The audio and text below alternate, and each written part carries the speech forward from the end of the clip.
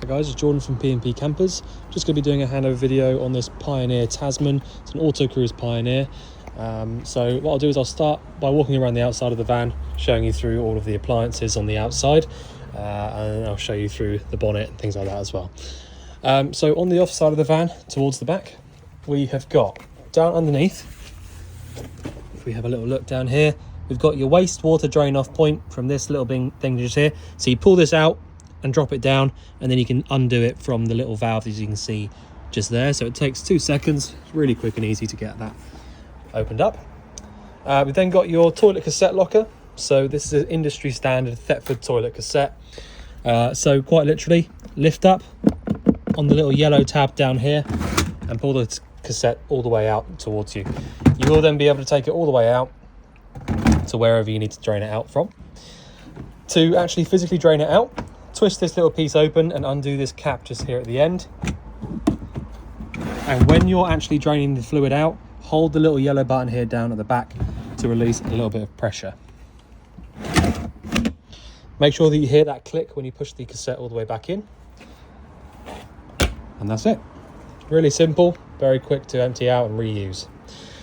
Blue fluid goes back inside the cassette, and you can use the little cap that you take off to empty it as a little measuring cup to pour back inside.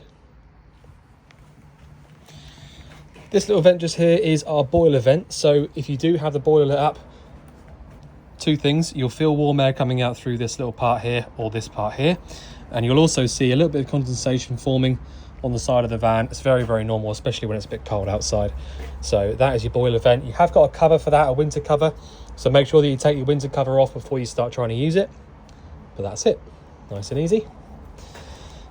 We have got your freshwater filling point is this little thing just here. Now inside the van somewhere, there'll be a little plug that you plug into here, which basically, when you plug it in, you'll have something coming off the other end. It'll either be a hose fitting so that you can just pump water straight in through the hose, or it'll be an external pump that you drop into an external tank. So depending on what option that you've got on that one will be how you fill up the fresh water, but this is your freshwater filling point on the outside. We've then got your electric hookup point. So if you have access to a hookup cable, it's really handy to have plugged in. So it means that you don't have to worry about your battery voltages.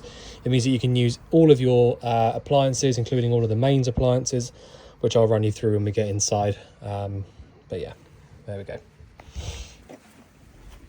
So this next locker is the gas locker. You've got space in here for 2 of these 6 kilo propane bottles. We always just give away 1 full bottle, hence why there's just the one. So all you need to know really is that you go anti-clockwise around to the left to turn the bottle on, and clockwise all the way down around to the right to turn it off. You've got what looks like a brand new pigtail hose. What we got? 2025, yeah, so that's brand new pigtail. So you've got till 2030 to replace this pigtail hose, because you get 5 years. Make sure that you turn the gas off before you start driving. It's really important. The last thing you want if you do have a crash is 30 millibars of propane pumping inside the van. So please make sure you turn this off before you start driving. It's really important. Okay, so I'll show you through the cab when we get back, and then we go on the inside. Under the bonnet, we've got your engine battery over here on the left-hand side. Looks fairly new as well, to be honest. So it's probably been changed in the last couple of years at least. You've got a couple of fuses and relays down here. Now, don't worry about these. This is all to do with the motorhome side of things. So you can ignore all of this stuff. You don't need to do anything with it. Your paint code for the cab is Fiat 249. So if you ever needed any touch-up paints for little bits and pieces, then 249 is the colour. Your brake fluid is in this little reservoir up here at the top, attached to the servo just down behind it. Your power steering fluid is in this little one just here at the front. Engine oil gets topped up through this little cap at the top, and your engine oil dipstick is the green one just down here at the front.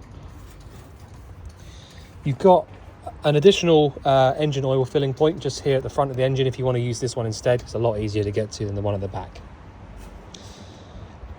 You've got this little cover just here, which basically covers up a couple of fuses and relays. Nothing interesting really, but have a little look in there if you ever needed to. Your engine coolant is in this reservoir up here on the top right hand side.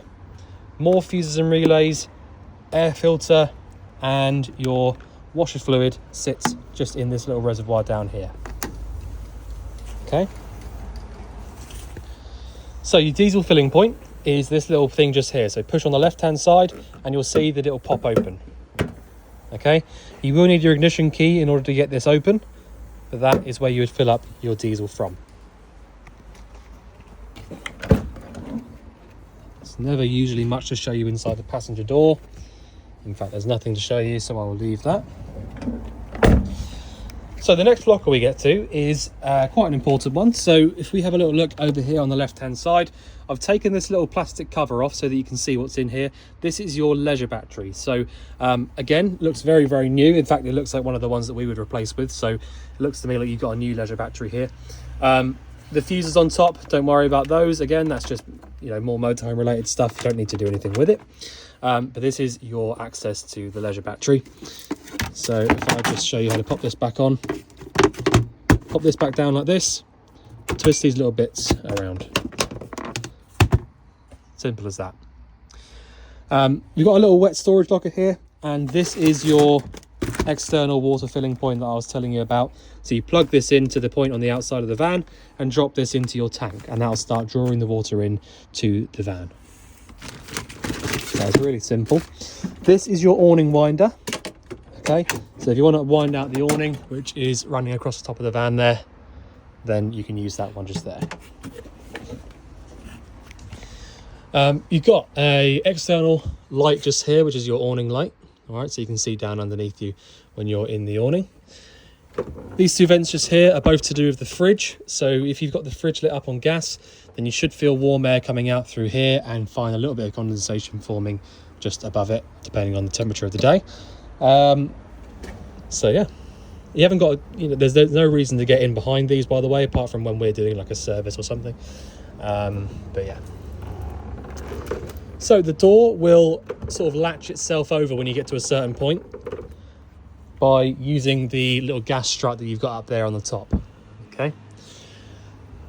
So on the actual door itself, you have got a window, so you can unlock it by pushing the buttons in and twisting the handles out. So make sure that you lift both of those handles out of the way before you try and open the window. But because there is a window, you have got the blackout blind and the fly screen from the top that pulls down. Your double step just here, because you have got quite a high entrance point, the step is a double one, and it is an electronic one, so you can put it in and out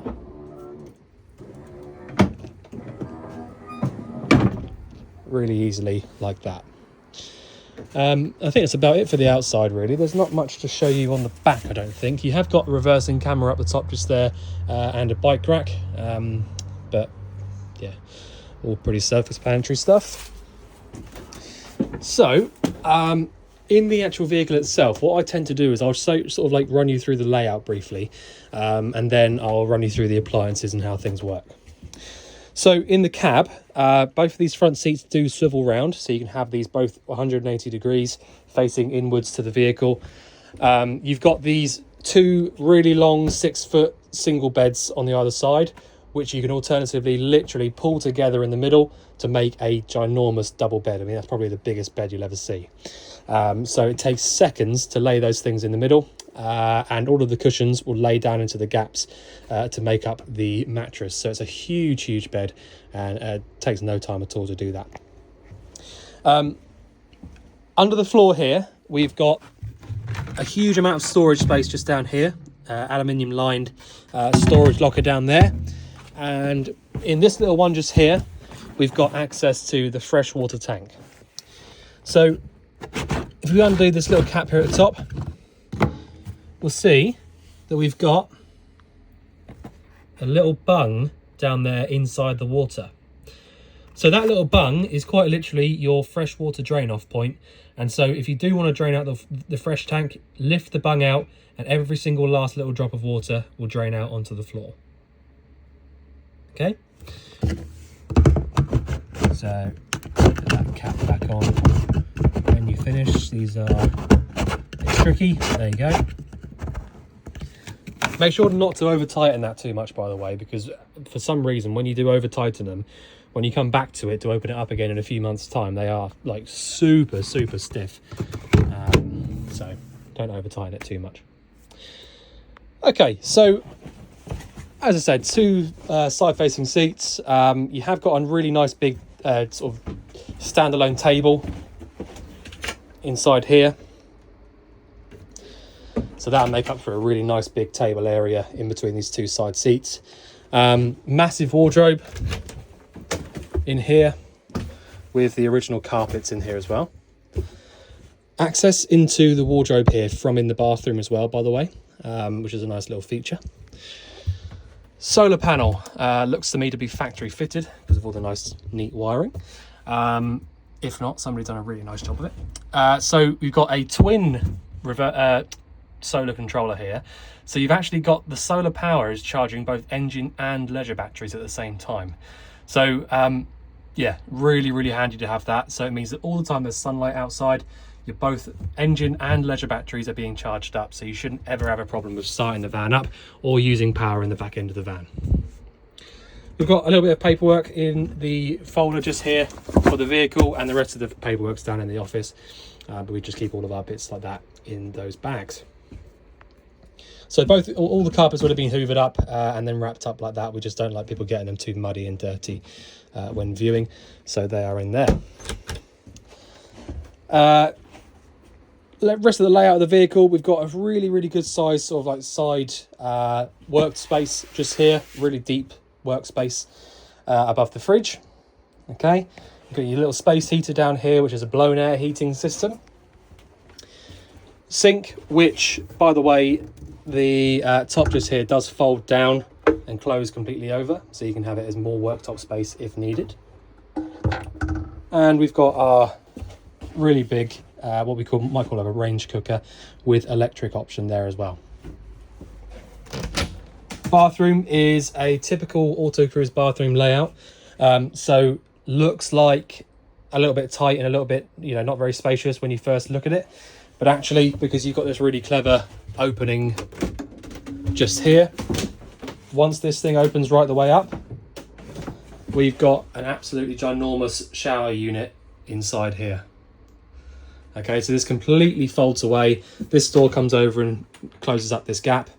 And so within a few seconds, if we have a little look up here, fold this little bit over here, we've then got a sink again and a little vanity unit there as well. So it's really simple and quick to get this big shower unit into the position that it needs to be used. Toilet, loads of space around there as well. You're not too cramped in here like a lot of vans are. And as I said, you've got your access to the wardrobe from here as well. So what I'll do is I'll start off by showing you the power supply unit and the control panel, because they're kind of linked together. And then what I'll do is I'll sort of start running you through the actual appliances. So the power supply unit is in this little cupboard up here on the off side of the van. Now this is your sort of industry standard Sargent power supply unit, or PSU. So this particular one is an EC200, and you will notice control panel, digital control, EC200. So these two things link together. Okay, so quite literally with this thing here, the PSU, sorry, this is like the heart of the vehicle. So everything electronic starts from here and gets sent around to wherever it needs to go to. Okay, so on the right hand side, we've got all of your trip switches for the mains. So if you're hooked up on the mains and something isn't happy, it will trip something inside here. Okay, down here we've got DC fuses. So this is all to do with the 12-volt stuff. So basically anything leisure battery related will cause an issue down here. Okay, this little sticker above that tells you exactly what each fuse and each trip switch does. So it tells you what each one is for, what size and ampage it should be as well. Okay, so if you, just for example, let's just say you go into the van one day and your water pump wasn't working. First thing that I would do would be come to here, have a look there, look, number 7 should be a 10 amp fuse, it should be red, and it does the pump. So you can take this little cover off and then check number 7 fuse. So it takes seconds to just really quickly diagnose things for yourself if you can do that. If not, obviously we are available sort of like 6 days a week for any help over the phone or whatever. So, you know, always get in touch with us if you do have an issue. But it's just the fact that these are so simple to read and to sort of work on. If you do have the ability to, you know, carry a couple of spare fuses around with you. Unfortunately, motorhomes are the sorts of things that can just sort of blow a fuse at any time. So, you know, it's just one of those things. But the power supply unit is all here. The 240 volt charger also is inside this unit here. So you've got a little switch at the top there that says charger on it. You can leave that switch on all the time because all it will do is start charging the leisure battery up as soon as you plug the hookup cable in. Until you plug the hookup cable in, this switch isn't doing anything. Okay. And that's the power supply unit. So it's very simple. You don't have to do anything with it, but I'm just sort of pointing out to you that that is the main sort of like the heart of the vehicle when it comes to the electronics. Okay. So I'm just going to switch this off. Don't worry about what I'm doing now. So, because I said they are linked together, I will now show you the control panel. So, as I said before, this is like an industry standard control panel and power supply unit selection, especially for Autocruisers of this particular age. They were pretty much always using this sort of thing. So, if I go back to the start, just here, what we'll see is this little sort of like home screen. So it'll be telling you a couple of things. It'll be telling you that it's an EC200, which we know already. It'll be telling you the time. You can set that properly if you want to. This isn't quite right at the moment. What version it's using, sort of software, and the temperature. Okay, that's an internal temperature as well, by the way, because it's certainly not 20 degrees outside. So when we flick through here by pressing the up button, it will give us various different things that we can sort of play around with. Alarms, timers, things like that. You can have a go with all that. You can set the time on the clock there if you want to. Water tank fill. Now you don't have to worry about that one. All right, that's just that's irrelevant to this fan. Pump select. So this is going to be quite an important one. So if you want to draw water in from the outside, you can choose either both or external, and that will send power to the external water point that I showed you on the outside. Internal, oh, don't know why that one moved there. Internal is our internal pump that actually pumps the water around to the taps. So if you want to be using the water inside the van, it's internal. If you want to draw the water in from outside, it's external. Okay. We've then got wastewater level. So 0%, that means it's empty.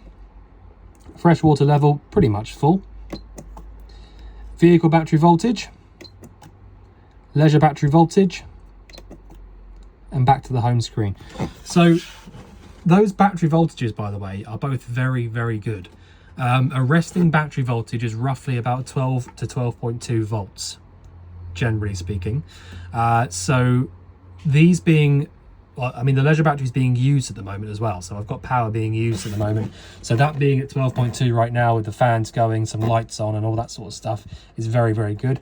And the engine battery being at 13 is, well, that's brilliant really, because it means that solar panel is doing its job really well. Okay. So the other switches that we've got is a main power switch on the top left, water pump on the bottom left, auxiliary power, which is a couple of lights and a few bits and pieces like that, so just turn that one on when you get in the van. And this switch here, the one that I haven't got switched on, top right hand switch, is a bit of an unusual one. So basically what that switch does is it switches the power being drawn from the leisure battery to the vehicle battery. So in other words, if we press that button, then anything that we power in the back end of the van will be using the vehicle battery to work. Okay. So for obvious reasons, we don't want to use that very often because we won't be able to start the van up. But the only reason that you would ever want to use it, the only time that it's actually useful, is if you've got the hookup cable plugged in and you have that switch turned on, then it will actually charge the vehicle battery.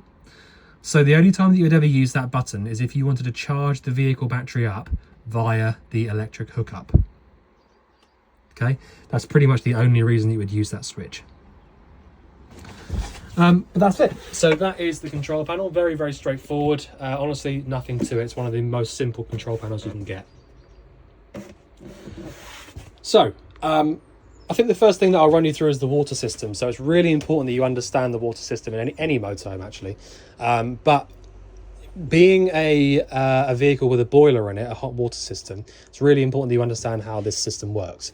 So first thing that we would do is flick through our control panel until we get to, just zoom in a little bit, until we get to the freshwater level saying 100% full. So that's perfect. We know that we've got water in the tank.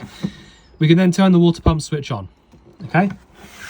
Now what you'll find when you first turn that switch on, I mean, I've already had it on and pressurized it, but when you first turn that switch on, you'll probably find that the water pump will run on for a couple of seconds whilst it gets itself up to pressure.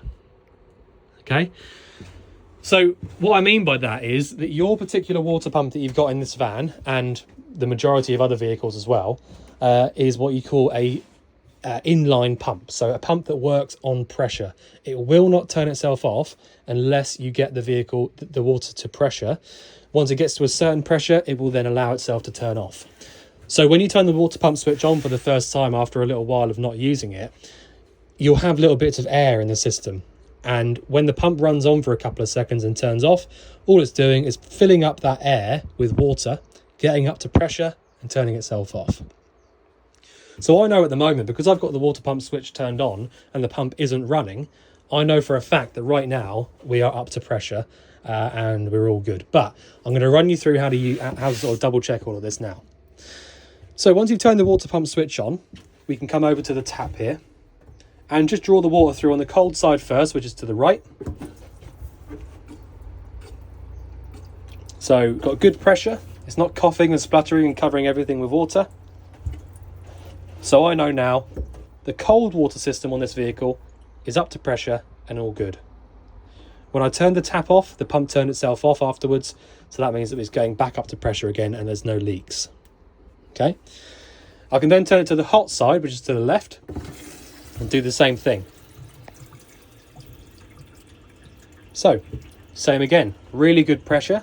It's not coughing, it's not spluttering. And I'm really happy with that. Okay, so I can turn that off now. Pump turns itself off after about 3 seconds. And that's it. Okay, so as long as you can see that the water's coming through nice and clearly on hot and cold systems, you can know for a fact that you're up to pressure and you can do anything you want. Okay, now the reason that that's so important, the reason it's really important, especially on the hot side of the system, is that with the boiler, if you want to try and get the water hot, you actually have to make sure that you've got water in the boiler first before you try and do it. If you imagine, if you get a kettle, plug it into the socket on the wall and turn it on with no water in it whatsoever, you can only imagine what would happen. It would get too hot, it would probably burn itself out. The exact same thing for the boiler on this vehicle. If you use the boiler, if you try and get the water hot when there's no water inside of it, it will get too hot and it will probably burn itself out. So the only way to double check that the boiler has got water in it is by doing what I've just shown you there. If the boiler didn't have any water in it, you would not have got pressure coming through the hot side of the tap. It would have just been air, it would have been coughing and spluttering whilst it fills itself up. And once it gets to the very, very top of being full, it will start coming through nice and clearly like it was just then. Okay, so seeing that, just seeing there that I've got water coming through nice and clearly on the hot side proves to me that the boiler's full of water. The other thing that I need to check, and the other thing that you need to be aware of, is that I should have done this before the video started, but chuck these over here for a sec. Under this seat over here, we've got your boiler drain off point. So the little yellow tab over there at the back is the boiler drain off point. Where it's laying down flat at the moment is in its closed position. If I was to lift it upright, so it's facing sort of towards the front of the van, then all of the water from inside the boiler will drain out onto the floor. So that's the position that it's in now that you need to have it if you want to use the boiler. Okay? I'll just put that back down, it's really heavy. So I can see that, that boiler drain off is closed. I can see that there's water coming through on the hot side of the tap. So I'm happy that the boiler is full of water. Okay? And that's the water system really. It's just really important that you understand that The cold water side is quite simple. It just comes straight from the tank, just straight to the tap. But the hot water has to run through the boiler first. And if you don't get any water coming through the tap, then the boiler isn't full. So just leave the tap open on the hot side until it starts coming through nice and clearly like it was just then. And then you're fine. Okay. So the boiler controls to actually use the boiler are very, very simple. So we've got two options. We can use it on the gas, which is this little switch just here that says Ultra Store on it. So you've got a Truma Ultra Store boiler. Or inside the wardrobe just here, which I'll show you as well in a minute, is a switch that says Ultra Store on it, which is how you would use it on the mains electric. So if you were hooked up on the mains, you can turn that switch on inside there that says Ultra Store, and it'll start warming up the water straight away. It will just start doing it. After about half an hour or so, you have nice hot water. The other switch that you've got, this one here that says Ultra Store, quite literally, twist it around like that just the once to the little flame symbol, and the boiler will light up. Then set your temperature between 30 and 70 just by twisting the inside. Okay, so it doesn't get much easier than that. When you finish with it, make sure that you don't forget to turn it off. But that's it. So boiler, and then the one inside the wardrobe that says Ultra Store is the boiler on electric. Okay, so just pointing that out to you now. Inside the wardrobe, we've got 240 volt heater, 240 volt hot water. So this one at the bottom is the one for that. Okay, so what should I show you next? So the cooker, I very rarely spend much time showing you through these because it is quite literally a hot and cold tap. Hot and cold tap? What am I talking about? That's because I've been talking about the water so much. It's quite literally just like a household cooker. You know, so I can't believe I just said that. So yeah, I mean, you've quite literally got a ignition switches here, which does the ignition for all three burners, the grill and the oven as well. The electric ring at the back is just by turning on this little switch over here on the left. Now this will only work when your hookup is plugged in. It won't do anything at all when the hookup's not plugged in. But yeah. So, just like any household cooker, push it in with your hand while pressing on the ignition. It's a lot easier with two hands, but there you go. Okay. Now the only thing that I would say is that you have to make sure that you allow this whole unit to cool down a bit before you put the glass lid back down. Unfortunately with glass, when it gets hot on one side and cold on the other, it does tend to crack and explode. So just make sure that you allow everything to cool down a bit before you put the glass lid back down. Okay. Other thing that I would mention as well is on this particular style of cooker, you have got a gas shut-off valve. So if you have the, I mean, it's unlikely that you'll be able to anyway. But for example, if you manage to have the lid like this, all right, and it stayed up, you will not be able to get any gas to come through here. So you have to make sure that this is all the way up like that. Otherwise the gas shutoff won't allow any gas to come through. It's quite a clever little thing. All right. So above that, we've got your extractor and lights. Okay, so you can have a little look in that. And obviously consider the fact that this is all sort of closed off because of this. So we can't really get around that, but it's just how they had to make it from the factory. So I'll just show you in the bathroom because I've got a tendency to forget those. So as I showed you very briefly earlier, we've got the shower unit which converts from this door here, and the sink is actually the same tap here, uses the same tap as the shower. So you can take the shower head off from here and pop it in over here if you want to use it as the sink just there. Okay, but quite literally, hot and cold tap. Okay, just like everywhere else. Hot and cold tap there for that and the shower. The lights come on and off with this little switch just here. Okay, and to be honest, the toilet is the only part that I generally run through in the bathrooms because you know, you might, if you haven't used one of these Thetford toilets before, you might not know how to use them. So quite literally, we've got a blue button at the back of the toilet just here, and what it will do when I press and hold this button down, the pump will run and it'll start pumping a bit of fresh water around this bowl here as like a flush fluid. Okay, so if I press it, pumping around into the bowl there. You can then pull this handle towards you to drain it out into the cassette. Give it a few seconds just to drain everything out, and then push the handle back to where it was, towards there. Once you've closed that back over, you'll then be able to use the toilet again. And just consider the fact that when you have that little pulley there towards you, if you have that in the open position, you will not be able to take the cassette out from outside because it'll be locked in position. Okay, so that's that, nice and simple. So the last two things to show you are going to be the fridge and the heating system. So I'll start with the fridge. Again, this is an industry standard piece of kit. This is a Dometic fridge. This is probably the most common fridge that you can get in any motorhome. Okay, so what we've got is, this is what you call a three-way fridge, meaning that it works on 3 different energies. We've got gas, 230 volt and 12 volt. So you can probably work out straight away that the gas is when you've got the gas switched on in the cupboard on the outside.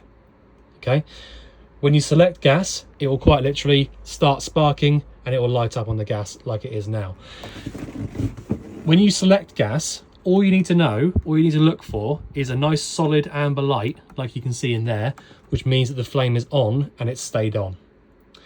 If for whatever reason the flame doesn't light up, it will stop sparking after about 20 seconds and it will start flashing amber at you instead of being solid. Okay, so if you see a flashing amber light, then normally it means that the flame's gone out for one reason or another.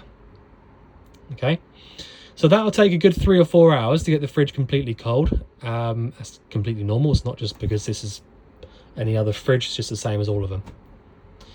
The next one down is our 240 volt. Okay, now this will only work when the electric hookup is plugged in.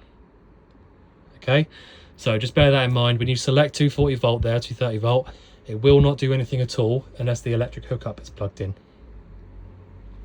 Okay, same again, 3 or 4 hours or so for this to get the fridge cold completely. And then the last option here, the 12 volt at the bottom, is for when your engine is running and when you're driving.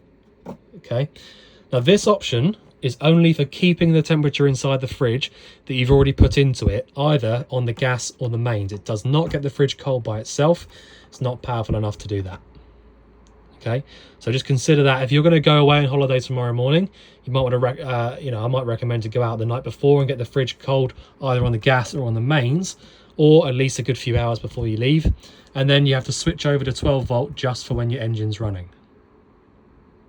Okay. The reason that works, just briefly, is that you've got what's called a split charger. So a split charger basically takes a little bit of power from the alternator and sends it to the back of the vehicle as well, so that all the time that you're driving, the leisure battery is getting charged up and you can keep the fridge cold via this 12 volt option here. So really, you're keeping the fridge cold via the engine. Okay. Temperature gauge on the right hand side, just adjust that as and when you need to. And a little travel catch just down here. Okay, and that's it. That is the fridge. So right behind us we have got the heater. So this is a Truma Ultra Heat heating system. So this is a blown air option as well, so you've got the highest spec one they made. So you've got the blown air and the 240 volt there as well. So on this side just here, this is all to do with the fan. So you've got your fan speed like that. Okay, and to turn the fan on, we push this little thing here to the left where it is now. So that will then start pumping the air around to any of these little circular beige vents around the vehicle, and it will start warming up pretty quickly once you've got one of the options for heating on. So this is the fan option only. So if you don't actually have the heating on, from how I'm going to show you in a minute, the fan will just pump around cold air. Okay, which sometimes is quite nice in the summer. If you want to just literally get some cool air pumping around, just use the fan by itself. Okay, so on the right hand side of the heater, we've got the gas option. So this is how you would light the heater up on the gas. That's a little bit tricky with one hand, but I will give it a go. So what I'm going to do is I'm going to turn this little valve around to sort of like 2 or 3. Okay, and then what I'm going to do is I'm going to press down on the valve. Whilst pressing down, once after the other, with the piezo igniter. So if we have a little look down here in our little peephole, so you can probably just about see, it's a bit blurry, you can just about see that now I'm still holding this down, okay, but we can see a little pilot flame down there now in the peephole.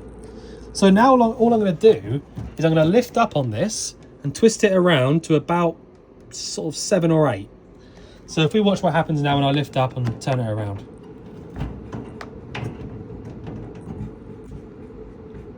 So you can probably see there, the main flame kicked in.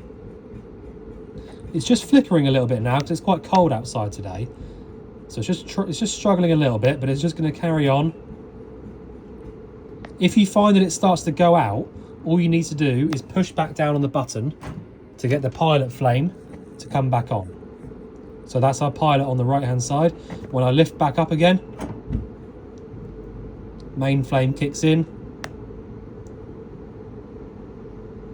and it's going to stay on now. Okay, so I've let go of that completely now, and that is your main flame completely kicked in.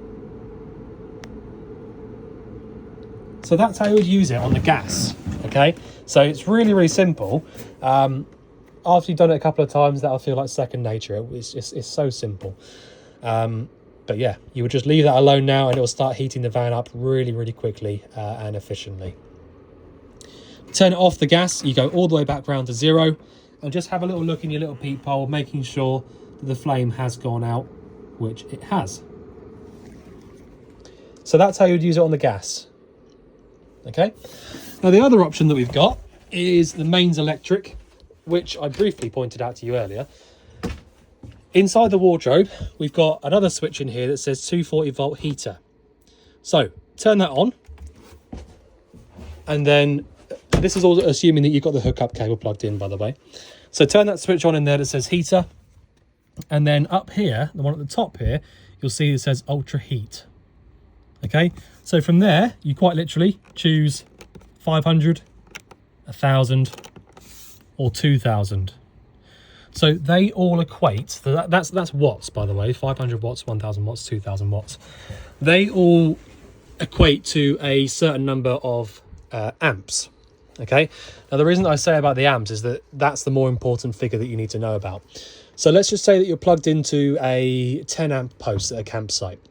They tell you that you've got 10 amps to play with, and if you go over that, then it will trip the post on the outside.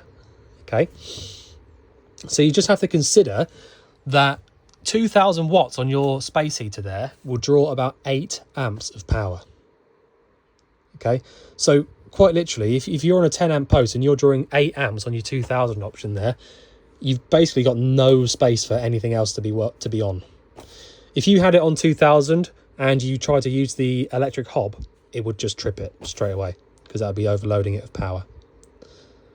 All right, so just bear that in mind. I would recommend not using it on 2,000 ever, if I'm completely honest. I think it's, it's unrealistic amount of power to be using. Just use it on 1,000 or 500. It's plenty of power. And that'll allow you not to have to worry about the amount of power that you're using, basically. So just bear that in mind. But yeah, quite literally, just choose one of those 3 numbers and it will start heating up from the heater down there. So that is all the appliances. I'm just trying to have a little look around and see if there's anything else. The only other thing I can think of is that you've got this other little switch down here which says 240 volt fridge. So if you're hooked up on the mains and you want to use the fridge on the mains electric, you have to make sure that this switch here is turned on. Okay, but that is it. Oh, the only other thing on the Autocruises is that you've got these little lights at the front here. These are mains powered lights. They're little touchscreen things here, but they won't work unless the hookup is plugged in. Okay, so that's it. I don't think there's anything I've missed out. If there is, or if there's anything you want me to go through again, just give us a shout. My name's Jordan from P&P Campers, and we've been here for a very long time. We've been doing the videos for a couple of years now, but we do them for every vehicle that goes out. So if you could like it and maybe subscribe to the channel, that'd be really handy. But yeah, otherwise we look forward to seeing you soon, and thanks very much for watching. Cheers.